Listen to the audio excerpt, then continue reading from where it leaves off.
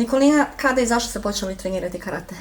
Pa karate sam počela trenirati sa svojih nepunih 5 godina, a najprije je to bilo zapravo zbog rehabilitacije, zbog spuštenih stopala i onda je bila preporuka doktora zapravo da krenem trenirati nešto na mekanoj podlozi i tako to. I eto kako sam krenula na karate, to je zapravo bila ljubav na prvi pogled i evo me i dalje u ovom. Ove godine već ste osvojili europsko zlato u konkurenciji mlađih seniorki i ovo će vam biti ujedno prvi nastup u pojedinačnoj kategoriji u konkurenciji seniorki. Kako to utječe na vas? Imate li određen pritisak?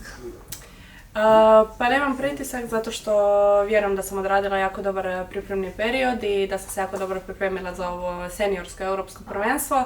A naravno mlađe seniorsko zlato, to mi je zapravo dodatan vjetar u leđa za ovo tu prvenstvo i vjerujem da će me to zapravo i pogurati i bodriti kroz borbe zato što će mi dati zapravo dodatnu motivaciju, a i vjerujem da će medalja biti i u seniorskoj konkurenciji.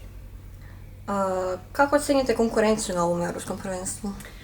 Pa konkurencija je dosta jaka, zato što su sve cure dosta iskusnije i starije od mene, ali vjerujem da bez obzira na to da se mogu pobiti i na posljednje. Možete li izdvojiti možda nekog favorita u vašoj kategoriji? Pa definitivno prošlogodišnja europska prvakinja Njemica i naravno tu ima i osvajačica sa Premier Liga Maria Torres, Španjolka, a i naravno svaka cura ima određenu kvalitetu. Kakva su vaše očekivanja od nastupa u ekipnoj konkurenciji? Vjerujem da imamo jako dobru i kvalitetnu ekipu i cure su to pokazale sa osvajanjem medalje 3 godine za redom na europskim prvenstvima i naravno sa prošlogodišnjom svjetskom medaljom, tako da vjerujem da ove godine ćemo ponovno stati na postolje i osvojiti europsku medalju, a nadam se i zlato.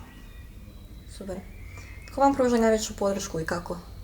Pa najveća podrška su mi zapravo moje sestre sve, koje me bodre iz natjecanja u natjecanje i prate me na svakom natjecanju. Naravno tu su i prijatelji, prijatelji iz kluba, treneri i prijatelji iz reprezentacije. Na kraju, što biste poručili svojim obožavateljima i navijačima koji vas podržavaju dok se pripremate za ovo europsko prvenstvo?